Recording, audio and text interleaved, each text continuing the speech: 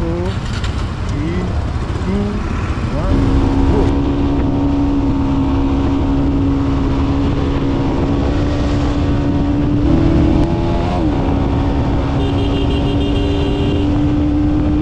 बिस्तारै कुदाउनु पर्छ आफ्नो कन्ट्रोल अनुसारले हैन, बिस्तारै जाउँ। ठ्याक्कै येल्लो लाइनमै कट्या छ है। मसँग फुटेज पनि छ नि, फेरि आमाहरूले ल्याग गर्न पाउँदैन है अहिले भनेर।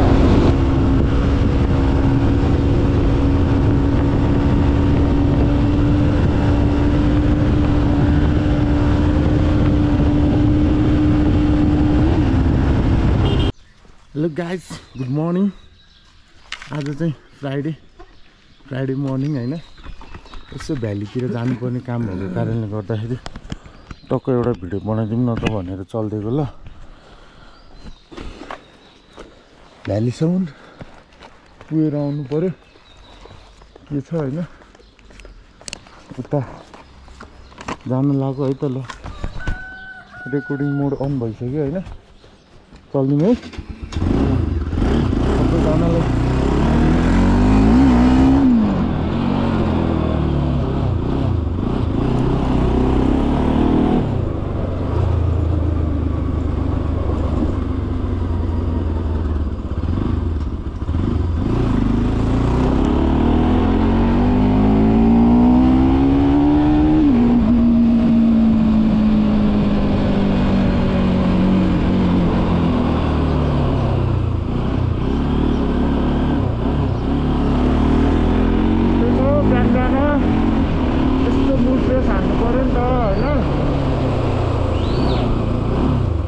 अब दिउँसोतिर खासै बटार्न पनि पाइँदैन।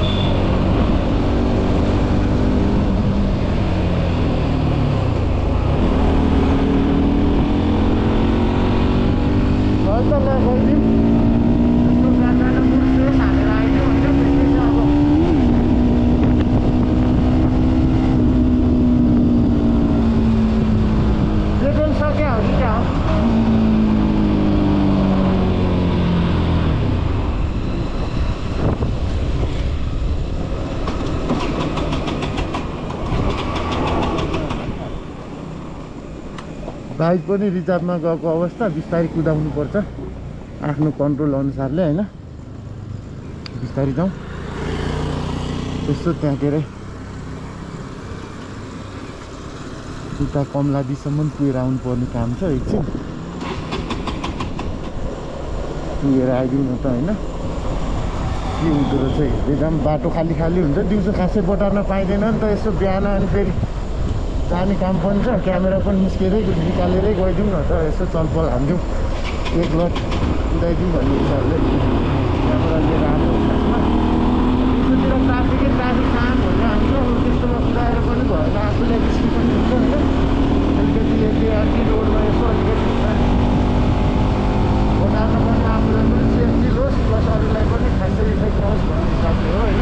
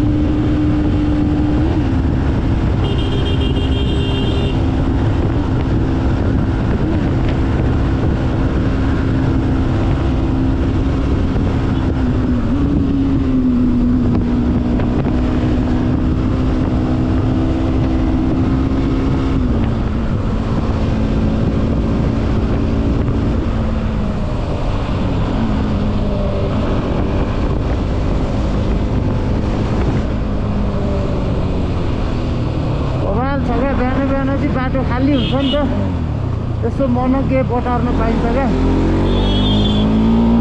मनके भन्दैमा बाटै नहेरिकन बटार्न त भएन होइन आफ्नो कन्ट्रोल आफ्नो होइन क्षमता अनुसारले कुदाउने हो होइन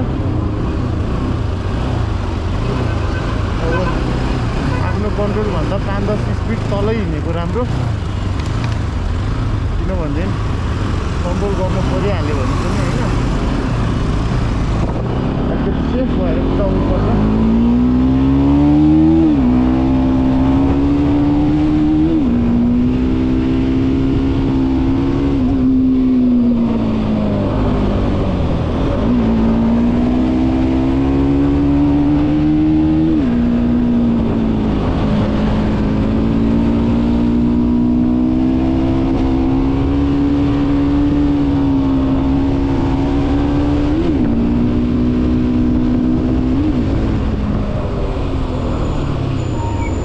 सेकेन्डको जाम लागिरहेको छ बिहान बिहान ठिक छ नर्मल हो यति भनेको त होइन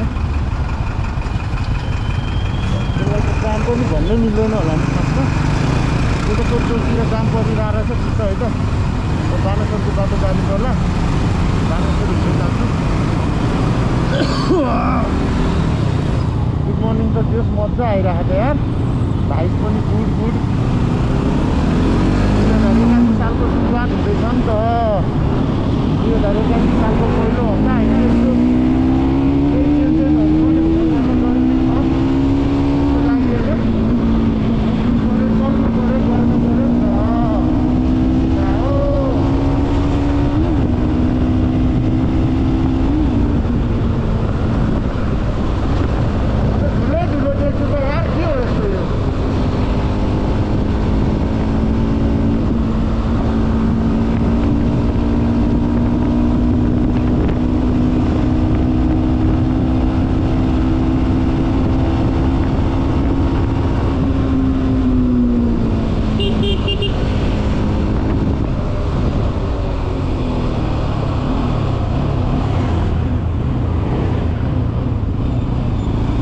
धुलो देख्छु त पानी परेर त सबै उग्रिया जस्तै लागिरहेको थियो त यार यो बाटोमा कहाँ हिलो बगाएर ल्यायो माटो अनि लास्टमा सुक्यो नि त हिलो उड्न थालेर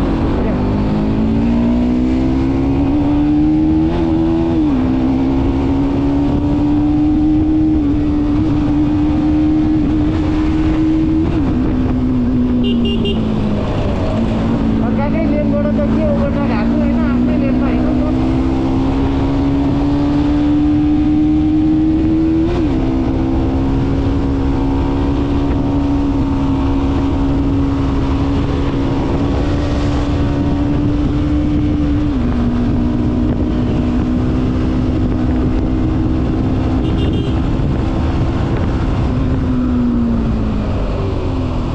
नयाँ बानेश्वर चोकमा पनि हल्का फुल्का जाम ठ्याक्कै लाइटमा पऱ्यो होइन ठिक छ बिहान बिहान गुड मर्निङ हुँदैछ यतापट्टि रमाइलो छ रमाइलो त के भन्नु त्यस मजा आएको जस्तो भइरहेछ भन्नु न 7 6 5 4 3 2 1 गो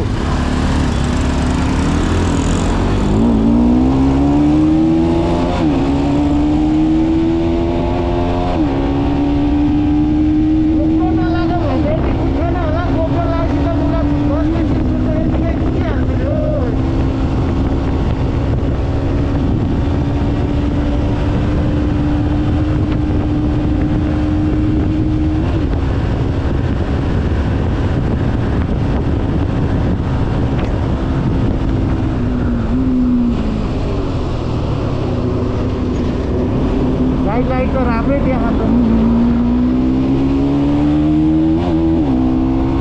गाडी बिग्रेको अवस्था रहेछ यहाँतिर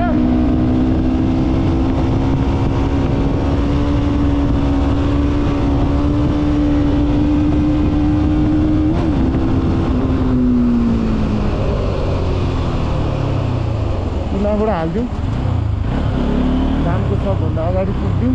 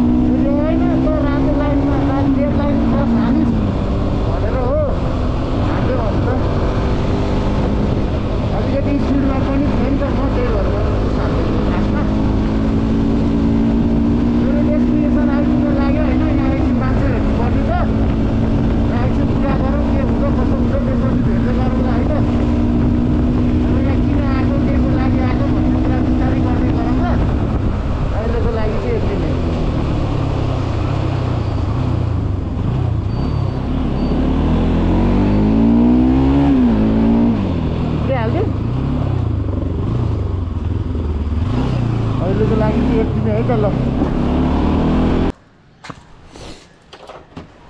ल है त मैले बन्द गरिदिएँ ल। आँखाबाट आँसु नै आएको जस्तो भइरह। ल है त ल फर्किदिएको काम पनि फाइनल भइहाल्यो, मिलेको अवस्था। भिडियो चाहिँ मैले यतिकै रमाइलोको लागि आफ्नो एउटा हुन्छ नि त्यसको लागि बनाइरहेको मात्रै हो। आफ्नो काम आफ्नो भन्ने कुराहरू ठाउँमा छँदैछ, आफ्नो काम गर्न परिहाल्यो। अहिले चाहिँ मेरो साथीले बाइक चलाइरहेछ पिल्ला होइन।